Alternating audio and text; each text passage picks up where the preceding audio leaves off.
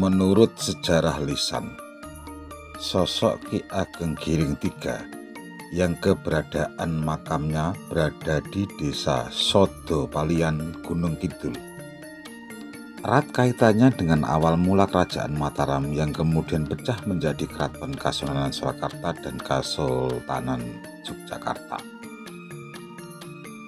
Menyertai kisah Ki Ageng Giring III ternyata sekaligus juga sebagai awal cerita terbentuknya desa Sodo Palian. Diceritakan bahwa kisah ini terjadi sekitar pada tahun 1500 Masehi.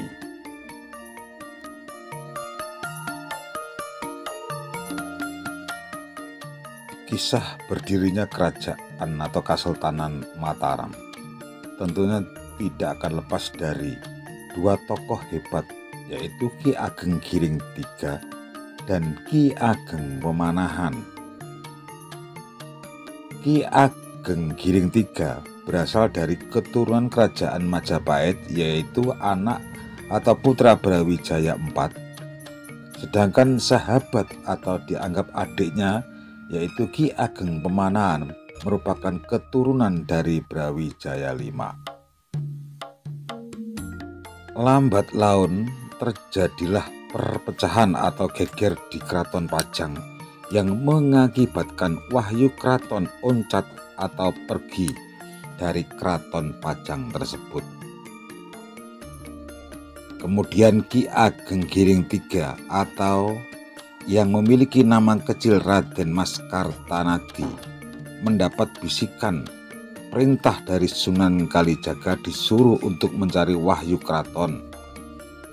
Maka pergilah Ki Ageng Giring III bersama Ki Ageng Pemanahan yang pada waktu kecil punya nama Ki Bagus Kacung ini.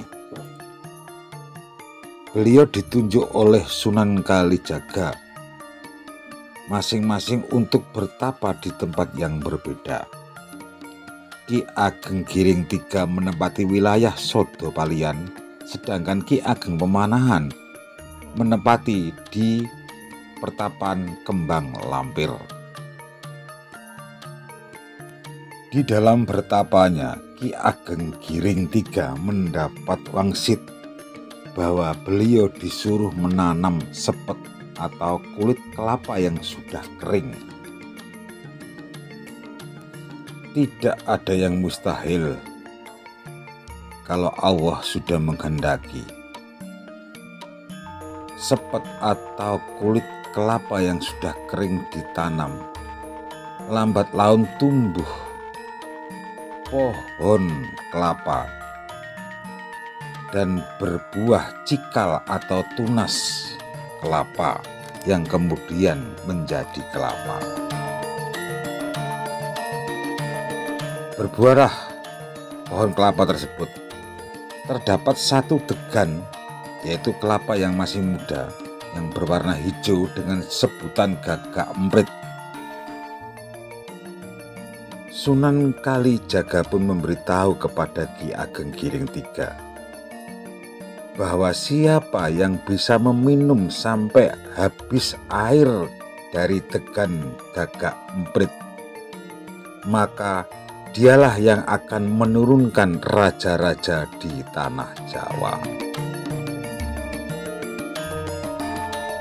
Lalu degan itu pun diambil oleh Ki Ageng Giring III dan disimpannya di dapur atau di pogo. Dan kemudian Ki Ageng Giring pergi ke sawah dan berpesan kepada istrinya bahwa degan yang di atas pogo itu jangan diambil oleh siapapun. Kemudian Ki Ageng Pemanahan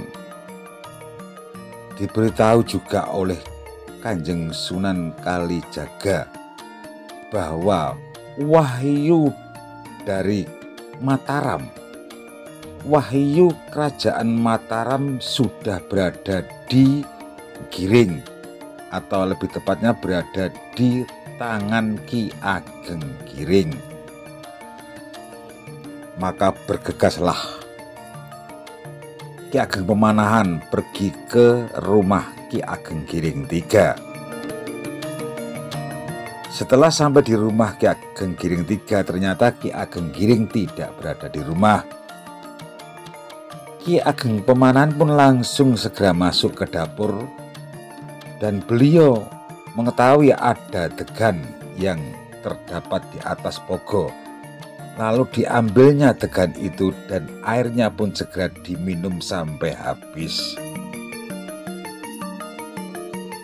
Setelah menghabiskan air degan, kemudian Ki Ageng Pemanahan pun pamit kepada istri Ki Ageng Giring.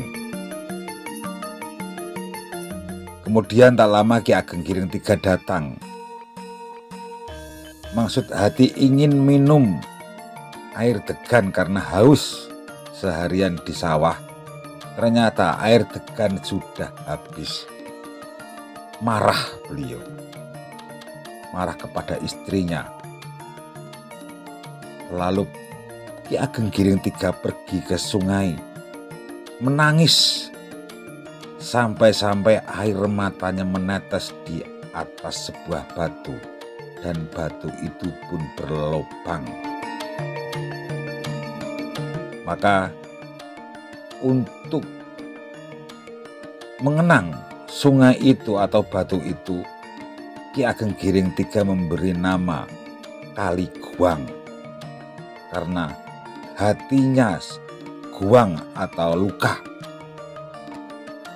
Dan kemudian Ki Ageng Giring mengejar Ki Ageng Pemanahan sampai di tengah perjalanan. Ada salah satu sumber sejarah yang mengatakan bahwa setelah Ki Ageng Giring III ketemu dengan Ki Ageng Pemanahan, Ki Ageng Giring III pun memberitahu kepada Ki Ageng Pemanahan bahwa air degan itu adalah air wahyu keprabon. Barang siapa yang bisa menghabiskan air di dalam degan itu, maka akan menurunkan raja-raja di tanah Jawa. Lalu Ki Ageng Giring pun berkata kepada Ki Ageng Pemanahan, "Adi Pemanahan, nek wis degan banyu degan kok ombe ya wis ora apa-apa, aku ikhlas, aku lilo. Mong aku kepengin besok anak turunku melu nempel kamukten dadi ratu ing tanah Jawa." Lalu Ki Ageng Pemanahan bertanya kepada Ki Ageng Giring, "Jaluk sing kaping piro, Kakang?" Ki Ageng Giring pun menjawab, "Jaluk kaping 1 Dimas. Nek 1 durung dadi." Kemudian Ki Ageng Giring minta yang kedua, "Nek ngono aku njaluk sing kaping 2. 2 durung judo, Kakang. Aku njaluk 3. 3 durung ketemu, Kakang. 4. Nek 4 durung kuat. Upama aku njaluk nomor 5. 5 durung ketrima, Kakang. 6 durung gelem." Ya wis, Adi Pemanahan, nek iso keturunanku njaluk sing kaping 7, Adi Pemanahan. Kemudian Ki Ageng Pemanahan dengan tangannya menengadah ke atas sambil menjawab kepada Ki Ageng Giring, "Kakang Ki Ageng Giring, nek kowe njaluk sing nomor 7, wallahu alam." Seketika itu pun Ki Ageng Pemanahan pergi meninggalkan Ki Ageng Giring. Diceritakan pula saking sayangnya, saking cintanya Ki Ageng Giring kepada Ki Ageng Pemanahan, Ki Ageng Giring pun mengikuti jejak kemana perginya Ki Ageng Pemanahan. Bahkan diceritakan pula Ki Ageng Giring III ikut membantu dalam babat alas Mentao.